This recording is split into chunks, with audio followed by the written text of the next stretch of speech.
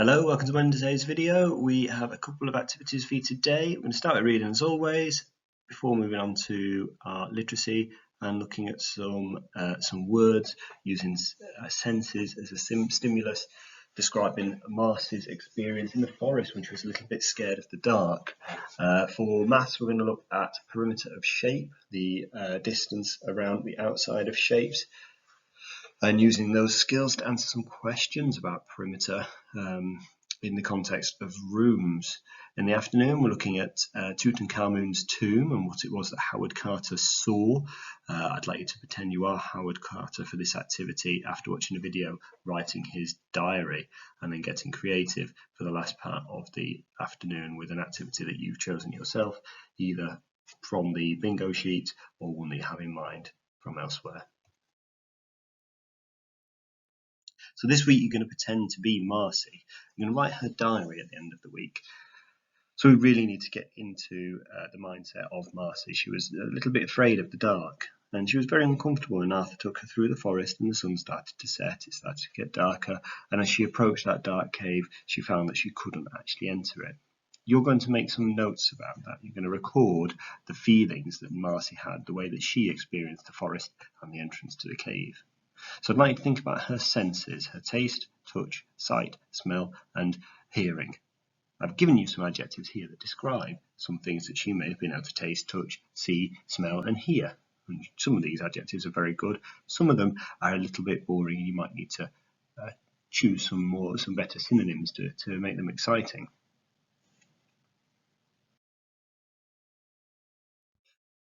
Something else you might want to do in your notes, your lists that you're making, remembering that this doesn't have to be done in full sentences. These are notes and lists to help us with our writing on Thursday and Friday, is that we might want to use the show, don't tell approach. Now with this, what we do is, instead of telling people that someone is sad, shy, happy, embarrassed, nervous, or afraid, we show with the characters' actions that they are feeling that way. And this creates a deeper understanding between the reader and the author. It helps them get into that mindset.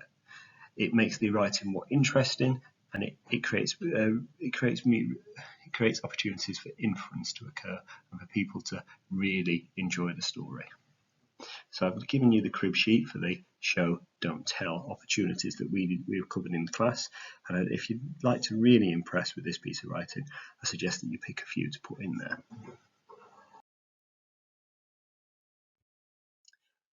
For maths, we're going to look at perimeter of shape. Now, if this little animation at the bottom of our page works correctly, it should show you what perimeter is. Perimeter is the outside, the length around the outside of a shape. And here on this shape, we have a rectangle that is 4 by 3, and we work our way around the rectangle, making sure we take into account every side. So our calculation for perimeter here would be the 4, add the 3, add the 4, add the 3, which takes us to 14. 14 centimeters would be the perimeter. It's like taking a walk around the outside of the shape. The BBC have put together a lesson here that you're more than welcome to use to gain a deeper understanding of perimeter. If you feel you are ready for some perimeter questions, though, feel free to dive straight in.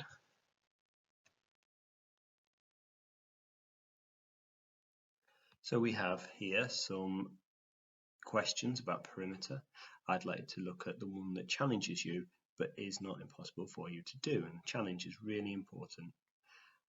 I've got beginning questions here. I've got some measurements, and I've given you all the measurements you need for beginning, and I need to calculate the perimeter of the lounge, the office, the dining room, and the kitchen. So if I look at the lounge, I know that I've got a wall here that is 3 meters, and I know I've got a wall here that is 6 meters.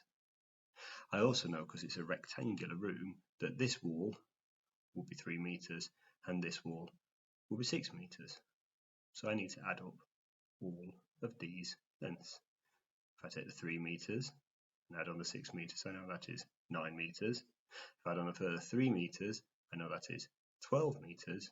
And add on the final 6 meters, I know that is 18 meters. So the perimeter of this room is 18 meters. Now what I'd need to do is look at the other perimeters for each room, calculating them and noting them at the bottom. Now that's a beginning question. An advancing question looks like this. Now here, not all of the measurements are provided. So if we start with the lounge, I know that I've got a 6 meter width, but I've not got a length here. But I know that the office has the same length and that is 3 meters.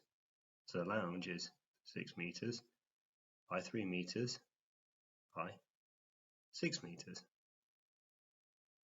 And I can calculate the perimeter from those measurements. Moving on to the developed questions, I'm looking at a decimal place. I'm looking at 6.5 meters or 6.5 meters for this measurement. There are other measurements that have half meters, and I'll need to take those into account, those half meters and 2 halves making a whole meter when I do my addition to find the perimeter of these rooms.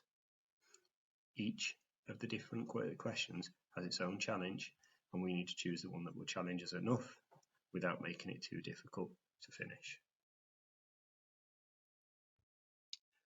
So for the topic this afternoon, I'd like you to think back to 1922 when Howard Carter, a British archaeologist who was working in Egypt, discovered a tomb, and it's quite a unique tomb. It was untouched by grave robbers. It was intact, so it was a very, very significant discovery. Historically, it is a very famous discovery, and some of the things they discovered are quite extraordinary. Now, Howard Carter was funded by a man called Lord Carnarvon, and he was a very rich gentleman who had an interest in the history of Egypt, the ancient history of Egypt, and he paid for Howard Carter to explore and find this tomb. So both of them were very involved and very significant in this discovery, and it was actually the two of them that opened up the tomb and looked in. They were the first people to see what was inside. They had to wait a few weeks to open the tomb. It was originally discovered, and it was a young boy that discovered the tomb, and he was part of the team digging up. He discovered the tomb, and Howard Carter came over and confirmed it was what they were looking for. It was the tomb, and then because of the way that travel worked back then, they had to wait for two weeks before they could open up the tomb properly, because Lord Carnarvon, who had funded this dig, he wanted to come and see it, and he had to get on a boat and come across. Aircraft were very small, didn't particularly carry much in those days, so he had to get a boat to Egypt, and that would take him 2 weeks to get there. So it was quite a slow process discovering this tomb. Now, I'd like to look at the YouTube video, which is a collection of photos from Howard Carter's exploration of this tomb of Tutankhamun.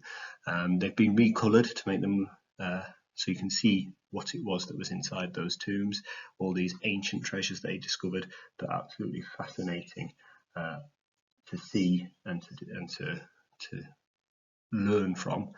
And you can also see the tomb itself and the different decorations and artwork that were there. Now, for the activity that follows this, I'd like you to pretend that you are Howard Carter and you have made this discovery.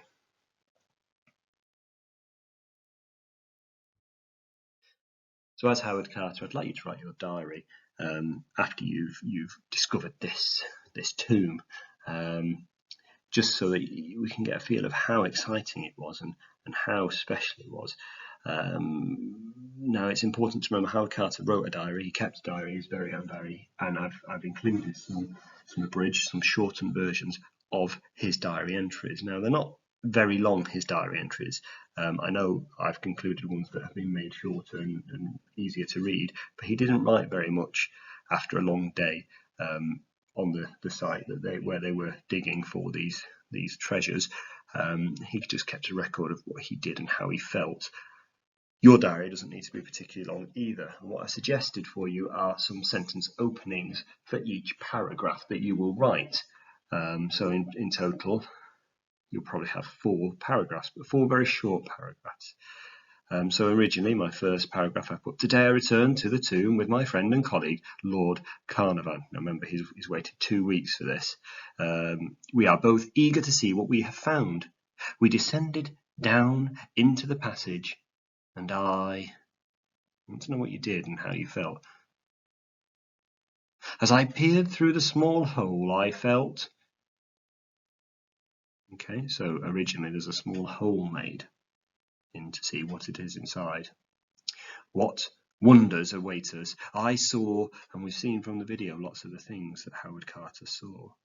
We've described them. We can put those descriptions into this diary piece to make it sound exciting. It's also, for Howard, it would have been a record of what he had done. And then finally, the final paragraph is a little bit of a disappointment for both Howard Carter and Lord Carnarvon. It says, rules dictate that we must await the inspector tomorrow before entering the tomb. Both Carnarvon and I feel. Now, the rules were that the Egyptian authorities had to come and go into the tomb with Howard Carter and his team. Now, secretly, Howard Carter and Lord Carnarvon returned that night, and they snuck into this tomb without an inspector. They were so excited that they didn't want to wait. They wanted to see what was inside. It might be that you tell your diary that you've made the plan to do this. It was a little bit naughty on Howard Carter's part, being an archaeologist, being thought of as being a professional, but it was too exciting. It was too much of a temptation for him and Lord Carnarvon to ignore. So you might want to put that in your diary as well. Enjoy writing this diary. Use lots and lots of resources that we've used through the week. You'll know bits and pieces about Howard Carter from other pieces of work. And just enjoy this nice short piece of writing that summarises what it was like to be an archaeologist and discover something as important as Tutankhamun's tomb. Finally, don't forget to spend some time just getting creative. You might want to use the creativity bingo sheet, or you might have something in mind that you want to have a go at yourself. But please use some time in the afternoon to get creative, relax with some artwork. You might just do something as simple as colouring in, but that creativity is important as well.